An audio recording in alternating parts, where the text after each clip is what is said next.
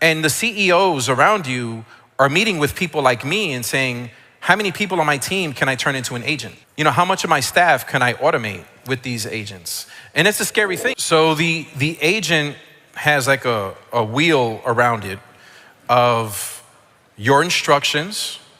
It has the documentation. So those two pieces we already talked about.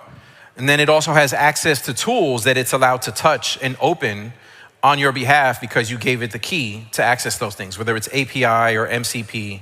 And then you gave it guardrails. So, okay, you're allowed to do X, Y, and Z with these tools, with these instructions, with this data, with this stored memory, but I'm not allowed to do this. So the guardrails are down here. I'm not allowed to do these things. And I'm allowed to do all these things on your behalf, but then I'm also supposed to report back to you and check back in. So these agents have all this capability to go out into the world on your behalf and do all these things, but still check back in with you. That's gonna change things because what I'm describing is almost what a job description would be for someone on your team. And the CEOs around you are meeting with people like me and saying, how many people on my team can I turn into an agent?